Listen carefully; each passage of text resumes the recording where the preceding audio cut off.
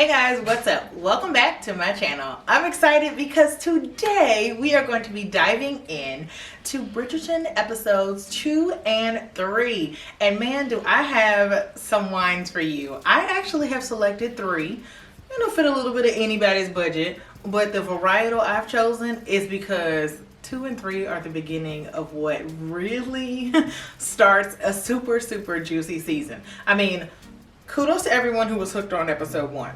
I kind of was, but 2 and 3 got me. So if you're interested in knowing what wines I'm going to pair with episodes 2 and 3 of Netflix's very popular, now #1 series Bridgerton, stay tuned and keep watching. And if you love all things wine, fashion, beauty, lifestyle, and inspo, then this is definitely the channel for you.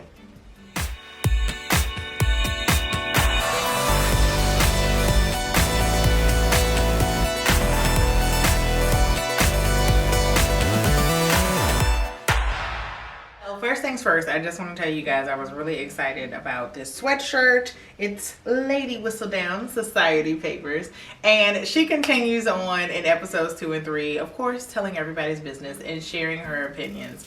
I'm a huge fan of these society papers. It was kind of like the Bridgerton version of Wendy Williams, who's also a favorite of mine. Let's dig into episode 2. In episode 2, we see Daphne negotiating with the Duke. They are making they're kind of finalizing their arrangement somewhat. And so, they're kind of coming to terms with, we're going to do this, we're going to make it work. And I think it's interesting because we also are in the beginning of what is their love story. And to me, it was just interesting to watch because you're watching them fall in love as this is happening. And it was one of those situations that's like, so don't nobody see this? Like, y'all don't see yourselves falling for each other? It was definitely obvious that that's where it was headed, but the denial. But what we also see in episodes 2 and 3 is a beautiful friendship growing. Even when the prince comes in later on, it's really interesting to see them kind of their banter back and forth and kind of joking about the prince and joking about all the women falling all over him and all that kind of stuff. I thought it was kind of a beautiful evolution of what would be their relationship. So one thing that I'm totally loving about episode 2, another thing I should say, is we get to know Eloise a little bit more and her friendship with Penelope. It's super entertaining to see these besties for the resties exchanging gossip and exchanging tales. And what's funny is when the conversation of where babies comes up, Penelope doesn't immediately share with Eloise that it's her cousin who's pregnant, but it's interesting to see them have the conversation and definitely to kind of see it unfolding in Eloise's mind, because she instantly is asking all these questions well, how did she get pregnant? How does this even happen?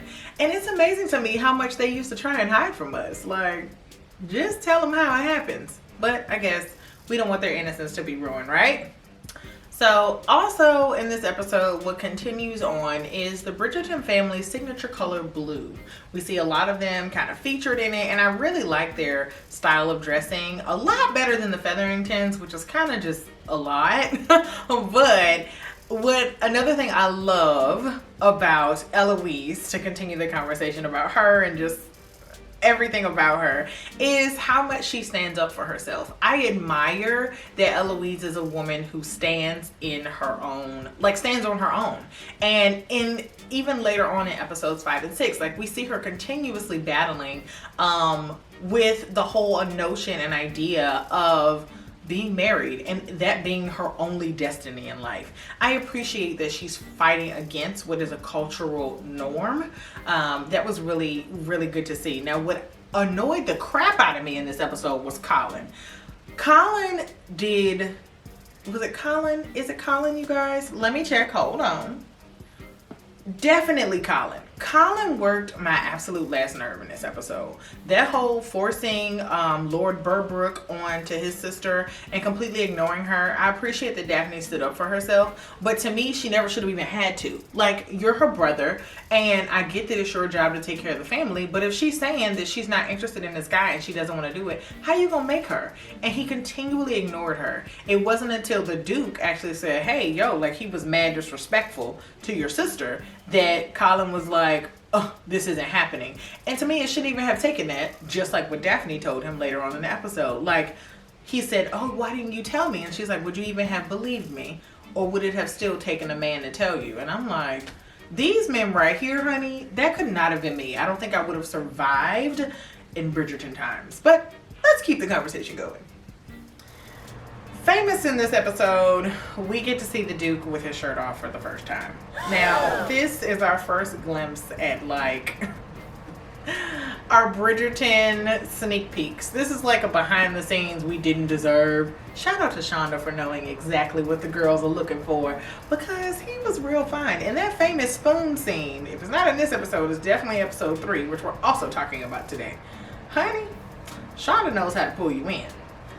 I can't say that the Duke was necessarily somebody that I would have been like, oh my gosh, I can't, like I must have him, but he was real cute or whatever. She did good. It was interesting to see him boxing and to see his camaraderie with his friend. What I think I like the most about the Duke is how humble he is. He is not somebody that's caught up on his status and caught up on his money and his family's wealth. He's very much like hanging with people no matter what their walk of life is. And I appreciate that about him. So when episode 2 wraps up, we basically see the Duke making a vow to his father never to have children, which I think is entirely stupid, but we'll talk about that later on with episode 5 and 6. We see Morena taken off of the marriage market because everybody realizes that she's pregnant and they fake an illness. I'm like, are people this dense? Anyway, and we also see the Bridgerton women really use their power as women. What's interesting in this episode as it wraps up is that we get to see how women are constantly what is the word I want to use, underestimated.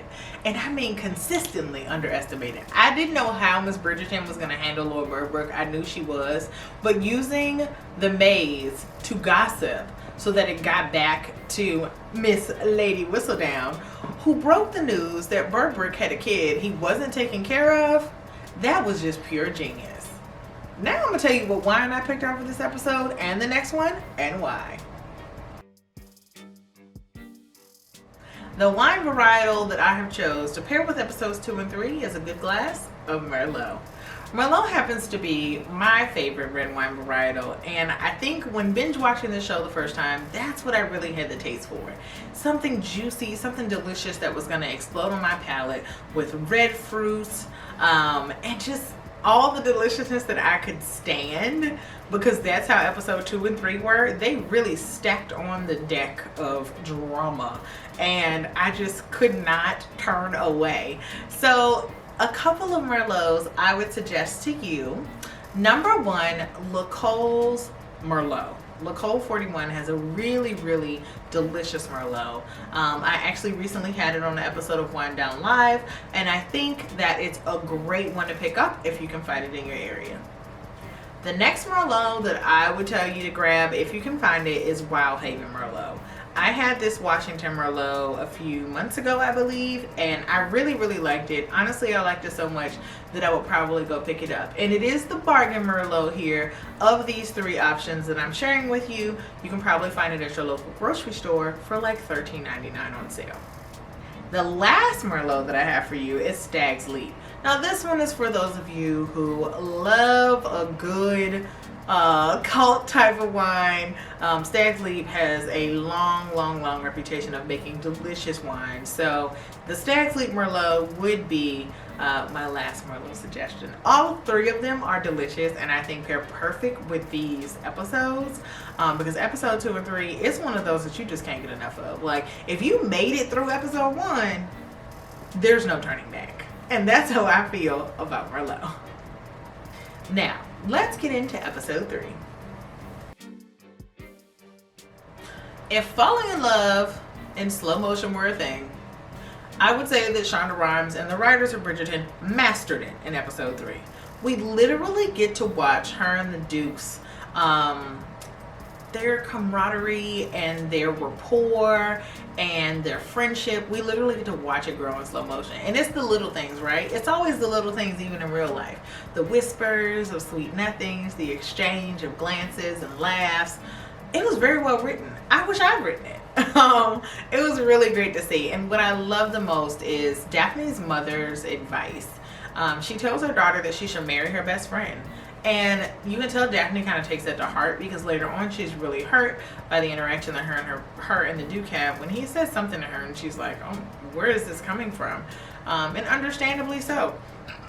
Wine makes me burn.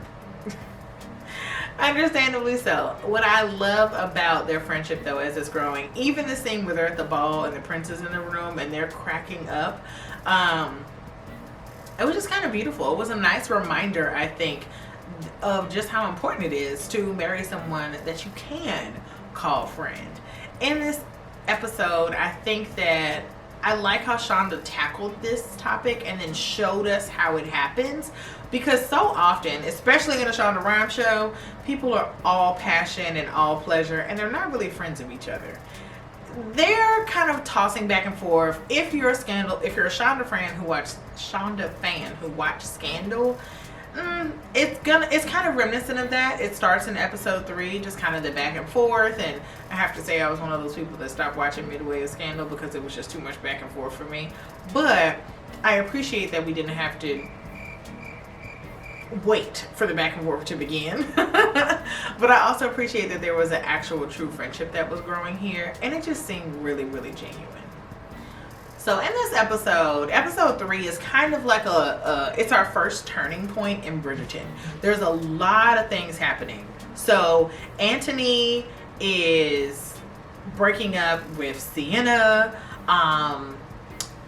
and the Duke and Miss Bridgerton, Daphne, they actually get to the point where they're done. He wants to kind of relinquish her so that she can go about her way, and he doesn't want to lead her on because he's not interested in marriage. But what gets really interesting is the look on his face, honey, when she walks into that ball in that white gown after her, her maid had helped her get ready. She looked really stunning.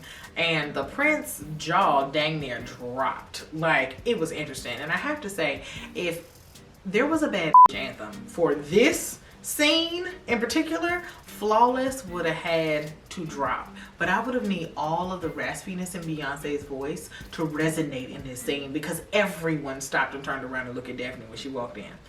I probably would have tripped and fell down the steps, so I'm glad she's so graceful. But it was just really crazy, like, just the admiration with which the men looked at her, and the Duke, he just looked so sick in the face. I'm not gonna lie, I had a small moment of joy in my heart because I felt like he deserved to feel that. Since he was in such denial. And to me, this is the beginning of his stubbornness that we see, that if I were gonna not like him at all, this would be why. Because it's obvious he's in denial. And I can't understand for the life of me the whole pledge to the father thing that he made in episode 2. Like, you not getting married, you pledging to not carry on the name and all that stuff, that don't hurt nobody but you. You literally aren't hurting anybody but yourself. That's a little annoying. So that's my take on episode 2 and 3. I think in episodes 4 and 5, when we kind of see things really heightened and we get to our next really climactic, I feel like I might be saying that word wrong, but we hit our next climax point in this series. It gets really interesting just kind of watching them and then seeing the turmoil in both of them to not be together and then being forced to be together. But I won't spoil my feelings about episode 4 and 5 just yet. I want to hear from you guys. I want you to tell me, did you think that they were going to get back together, or did you think this was going to turn into one of those forbidden love situations? In my mind, I kind of thought she'd end up marrying the prince and be a hoe. But I'm just saying, we know how Shonda writes. Don't blame me, blame Shonda. She spoiled me with Scandal and Grays and Private Practice. I mean, everybody sleeps with everybody. All right, guys. Let me know in the comments what you thought about these 2 episodes. And let me know if you had a wine while you were drinking it. If you're watching the series as I review, then grab you a glass of Merlot and tune in to episodes 2 and 3 of Bridgerton, Netflix's #1 current series. Congrats to Shonda Rhimes and all of the cast members in this amazing accomplishment they just announced last week. Cheers to wine and great TV.